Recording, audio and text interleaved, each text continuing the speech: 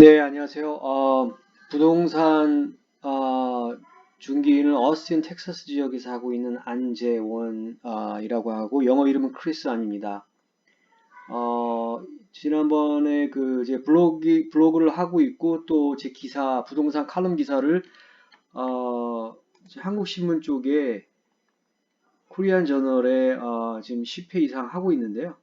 여기에 인터넷의 URL koreajournalhouston.com에 들어가시면 제 지난 그 칼럼 기사를 다 보실 수 있고 1탄은 지난번에는 제가 그러니까 중고집을 사는 거와 브랜뉴 홈을 사는 거, 그다음에 렌트 리스나 또 하우스 퍼처스 이거에 대해 비교를 해서 어떤 게 장단점이 있고 또 실제로 구매를 하시거나 리스나 렌트를 할 때는 이 모든 그 옵션을 다 고려하시는 게 좋고 또 그런 것을 가이드 해줄 수 있는 리얼터랑 일을 하시는 게 좋은 거라고 말씀을 드렸고요. 이번 컬럼에서는 두 번째 시간으로는 어, 참고로 제 기사는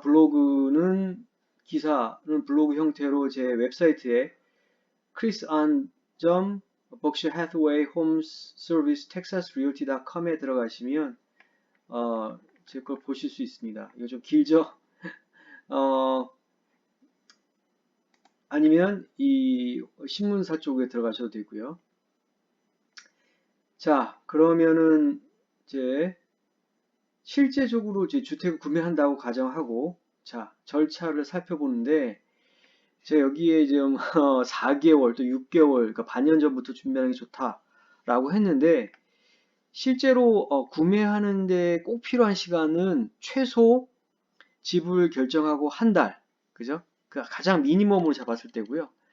근데 이제 그거는 아이디어란 시츄에이션이고, 예를 들어서 집을 찾아서 오퍼하고 억셉트 돼서 클로징, 그러니까 오너십이 바뀌어서 하는 데까지가 최소 한 달이라는 거고, 준비하는 데 시간이 더 걸리고, 집을 또 찾는데 뭐 한 일주일 만에 찾을 수 있을 것 같지만 실제로 제가 해보면 실제 고객분들하고 해보면 그게 한 달 걸린 경우도 있고, 그죠? 한 달도 빨리 찾는 경우고요.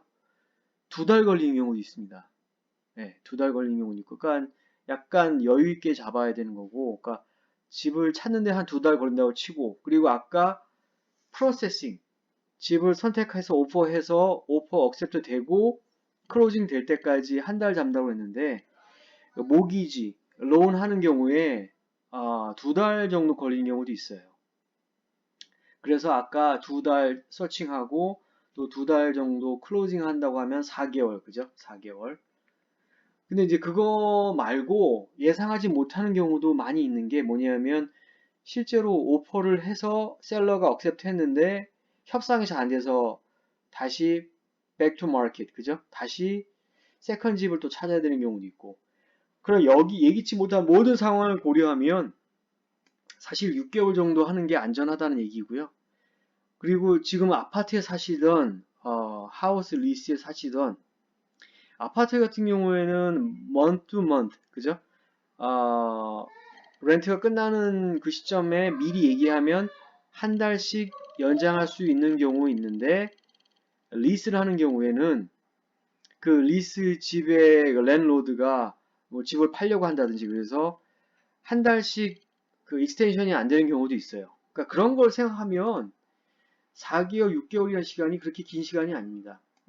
그러니까 이런 것도 잘 모르시는 분들 많은데 그러니까 그런 부분은 이제 리얼터 중개인하고 협의를 해가지고 현재 살고 계시는 렌트 리스 상황이 어떻게 되는지 계약서도 확인해 보시고 다 확인해 보셔야 됩니다.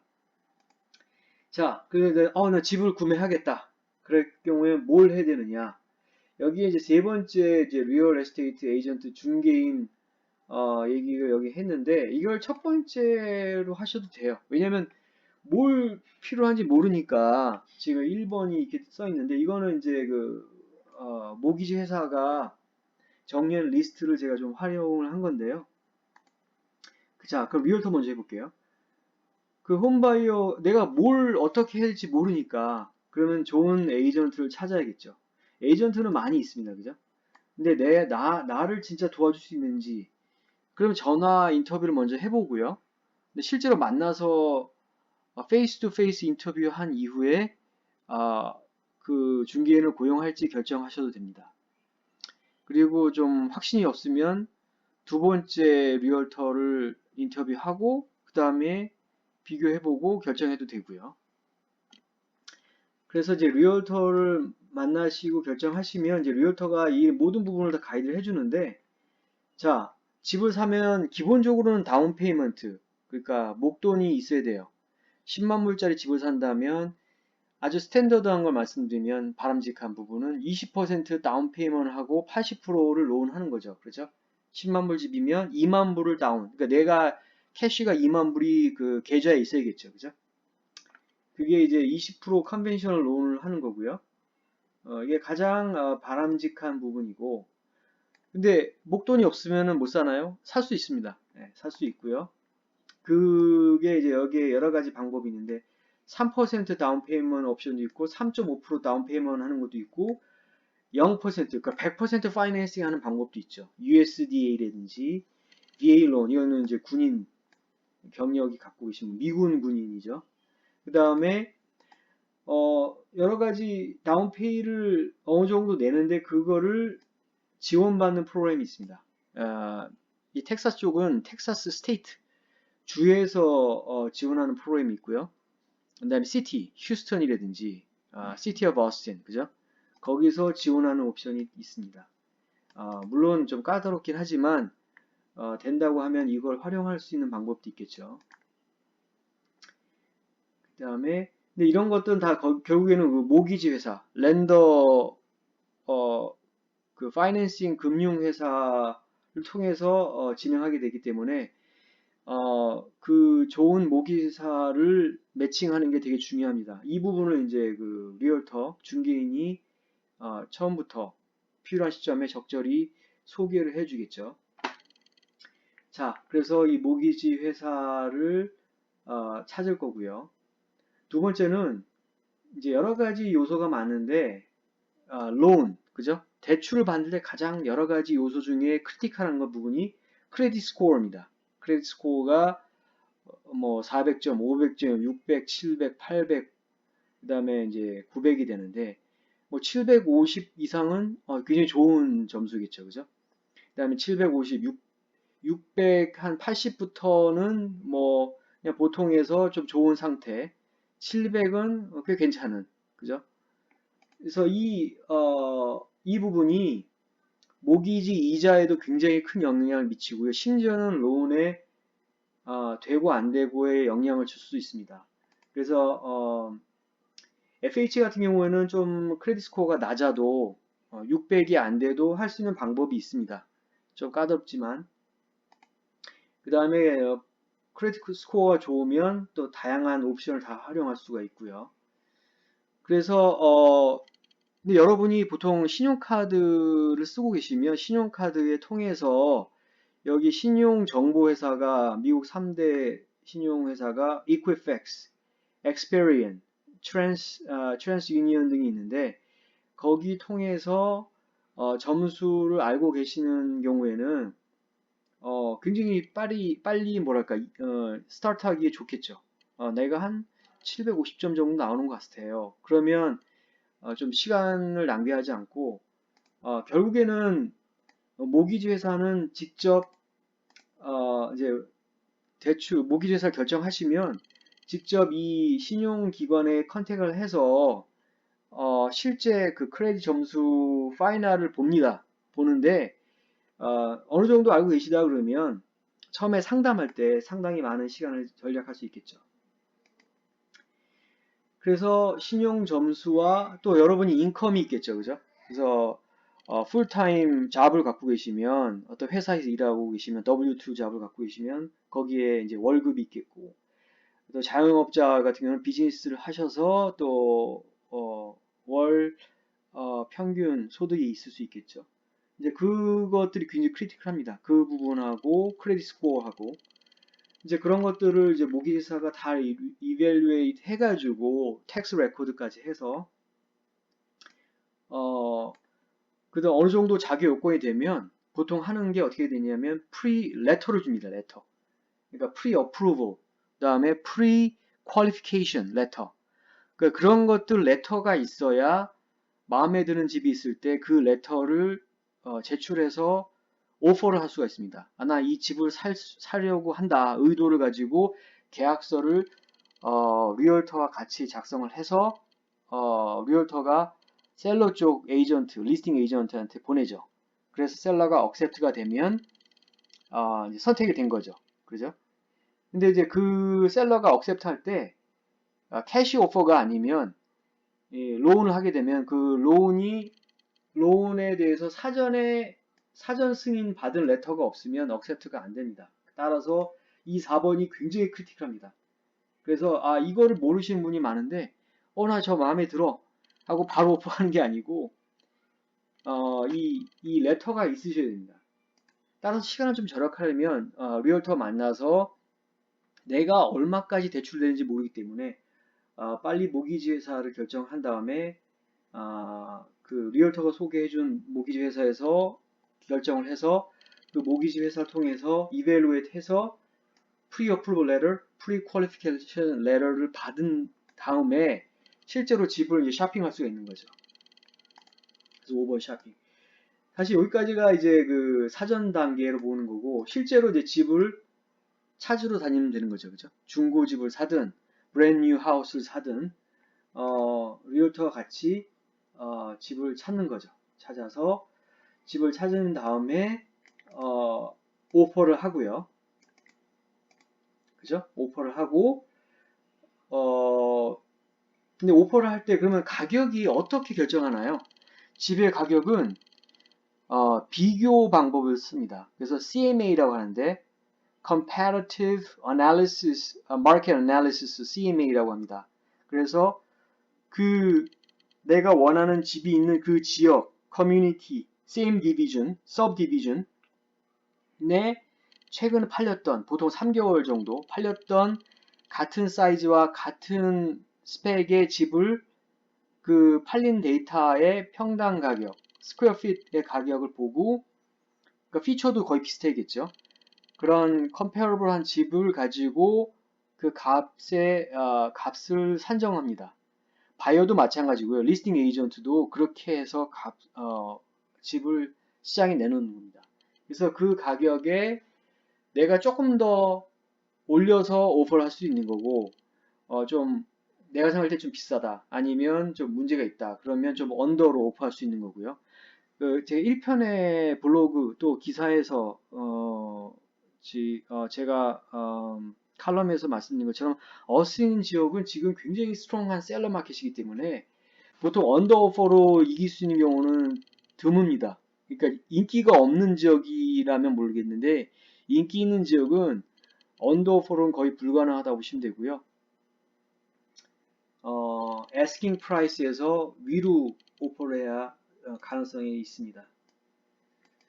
그 다음에 자 운이 좋게 리셀 홈을 한다고 치면은 셀러가 내 오퍼를 받아들여서 억셉트 하면 그죠? 사인을 하겠죠. 그 다음에 보통 3일 계약서 3일 이내에 셀러 측에 보통 그 타이틀 회사 통해 타이틀 회사가 중재를 합니다. 에스크로우 오피서라고 그러는데 그쪽에 옵션 피와 어니스 머니를 내는데 어니스 머니는 이제 한국 같은 경우에는 보증금 그죠? 보증금이죠. 그러니까 보증금은 결국에는 클로징이 되면 없어지는 돈이 아니고 그 돈이 이제 밸런스로 가게 되겠죠. 근데 이제 그 보증금 한국도 마찬가지인데 바이어가 임의로 계약해서 어떤 허용된 그 리글 바운더리 아니고 뭐 마음이 바뀌었다든지 그래서 빠져나온다면 셀러에는 프로텍션이 없지 않습니까? 그러니까 이 보증금이 셀러도 프로텍션 해주고 바이어도 프로텍션 해주는 보증금 한국에서의 그 보증금하고 개념은 똑같고요. 다만 좀 특이한 게 옵션머니인데 옵션머니는 뭐냐면 이제 한국에는 좀 없는데 미국에는 한 처음에 계약 사인한 이후에 5일 또는 일주일, 열흘 동안 옵션 피리드라는 바이어한테 굉장히 좋은 그 기간이 있습니다. 그러니까 그 기간 동안에는 옵션 돈을 이 fee를 낸 이후에 100불에서 300불인데 보통 100불짜리는 거의 없고요. 200불에서 요즘엔 400불, 500불까지도 여기도 좀 업데이트 해야 되는데 예.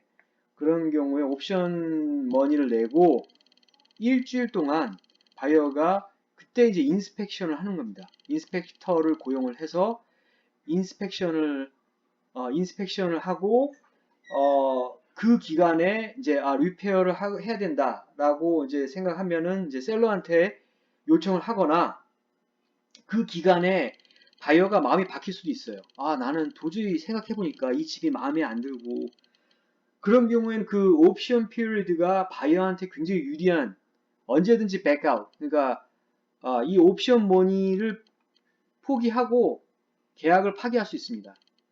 다른 위험 없이 당연히 어니스 머니 보증금은 다시 돌려받고요. 그러니까 셀러 입장에서는 옵션 피리드가 그렇게 바람직하진 않겠죠. 당연히 셀러는 옵션 피리드가 짧을수록 좋고요. 금액을 클수록 좋아하겠죠. 바이어는 반대로 옵션 피리드를 길면 길수록 더 선호하고 그 다음에 옵션 피를 적게 하면 적게 할수록 좋겠죠. 하지만 적정한 수준이 보통이 어떻게 되냐면 earnest money가 집값의 보통 1%, 내가 오퍼하는 집값의 1%고 그 옵션 피는 이 earnest money의 10%. 네. 그러니까 10만 불이라고 하면 earnest money는 1000불이 되겠고요. 옵션 피는 100불이 되겠죠. 네. 그게 이제 보통 일반적인 경우를 말씀드린 거고요. 그 다음에 홈 인스펙션은 이제 바이어 부담이고요. 바이어가 이제 리얼터가 소개해 줍니다. 홈 인스펙터가 이러이러한 프로페셔널이 있는데 이제 그 홈 인스펙터가 옵션 피리드에서 와서 한 2시간 반에서 3시간, 4시간 정도 집을 아주 꼼꼼하게 보고 문제가 있는지 리스트를 한 20장짜리 리포트로 바이어한테 줍니다. 그러면 이제 리얼터랑 같이 리뷰해서 뭐 문제가 있는지 특별한 내가 생각하는 걱정하는 점이 있는지 그러니까 바이어한테는 굉장히 중요한 절차죠. 그래서 바이어가 이 부분은 포기하지 말고 절대로 중요한 권리이기 때문에 행사를 해야 됩니다. 그래서 이게 어떻게 바이어한테 굉장히 중요한 단계고요. 그 다음에 appraisal. 그러니까 이 집을 처음에 오퍼할 때는 CMA 방식으로 하는데 근데 그 공식적인 그러니까 이 렌더 모기지 회사를 끼면 모기지 회사가 그냥 자기네가 나름대로 이렇게 그 컴페어 그 CMA를 해서 집을 비교해서 값을 수정하는 게 아니고 전문적인 어프레이저 그러니까 감정사 가치 감정사를 고용을 해서 합니다. 그 이유는 뭐냐면 그 아까 같이 예를 들어서 10만 불짜리 집을 사면 80%를 이제 론을 해주는데 이제 중고집을 산다고 가정을 할게요. 그럼 이제 셀러는 당연히 비싸게 내놓으려고 하고, 그죠? 근데 만약 실제 가치감정사가 판단해서 10만 불 딱 나오면 나는 10만 불에 내놓고, 그죠? 바이오도 10만 불에 오프를 했고, 가치감정사도 10만 불에 가치 감정을 했다. 그러면 아무 문제 없겠죠. 근데 문제는 어떤 경우에 있냐면, 가치감정사 생각할 때는 10만 불이 적정한 가격인데, 바이어가 아까 멀티플 오퍼 시츄에이션이어가지고 나는 도저히 이 집을 10만 불에서는 승산이 없다. 그래서 10,000불 내가 더 올려서 오퍼를 해야 된다. 그렇지만 나는 80만 불 그러니까 아까 10만 불 기준에서 2만 불밖에 다운페이를 못하기 때문에 나머지는 다 론이 해결해 줘야 된다. 모기지회사가 그죠? 그러면 11만 불에 내가 오퍼를 넣었어요. 그래서 셀러가 억셉트 했어요. 근데 자 나는 2만 불밖에 다운 못하기 때문에 11만 불, 추가된 1만 불에 대해서 론이 돼야 돼요. 근데 렌더 입장, 돈을 빌려주는 렌더 모기지 회사 입장에서는 이 집 가격이 적정하기 10만 불이면 아까 8만 불을 론을 해줘야 되는데 9만 불은 안 해준다는 거죠. 그래서 이 가치 감정이라는 것이 굉장히 트리키하고 바이어한테도 약간 셀러한테도 리스크가 있습니다. 자, 바이어가 나는 그 추가 금액에 대해서 내가 내 돈 내겠다. 그 문제가 없어요. 셀러도 문제가 없고요. 그렇지만 난 돈이 없어. 그죠? 무조건 론이 안 되면 안 돼. 그런 경우에는 아까 11만 불 오퍼해서 억셉트 돼서 어프레이저이 이제 그 모기지 회사를 고용하고 바이어가 그 경비를 대는데, 그죠? 그래서 그 모기지가 선택한 어프레이저 그 가치 감정사가 직 감정했더니 오퍼 억셉트된 가격보다 언더로 나왔다. 따라서 모기지 회사는 론을 다 못 해주는 거죠. 내가 필요한 9만 불이 안 되고 8만 불밖에 안 돼. 그래서 만 불은 바이어가 내든지, 그죠?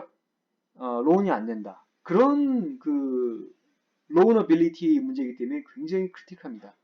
그러면은 이런 론을 하게 되면 바이어는 그 파이낸스 컨틴전시 그 부가 계약서를 보통은 작성하는데, 그건 뭐냐면 이런 어프레이저리 만약에 내가 제시한 가격보다 언더로 나오면 나는 그게 조건부가 되는 거죠.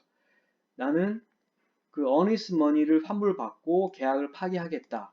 또는 그 컨틴전시 없이 내가 내 돈을 그 부족한 그 갭을 채워 넣겠다. 그런 부분을 결정하는 거예요. 그래서 굉장히 중요한 크리티컬한 부분입니다. 이 부분은 좀 복잡하기 때문에 나중에 따로 제가 추가로 제가 유튜브를 설명을 하도록 하겠습니다. 자, 이 부분이 굉장히 크리티컬한 프로세스고, 이제 클로징 데이트가 네, 모든 게 다 패스가 됐을 경우에요.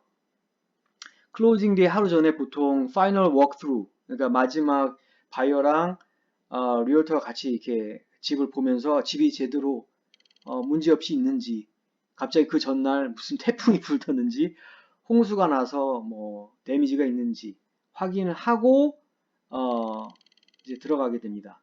그래서 이제 클로징 데이트에 가서 사인하고, 셀러도 물론 클로징 데이트 따로따로 합니다. 하고 리글 다큐멘트 뭐 50장에서 100장 정도 사인을 하고 다 완료가 되면 열쇠를 받는 거죠.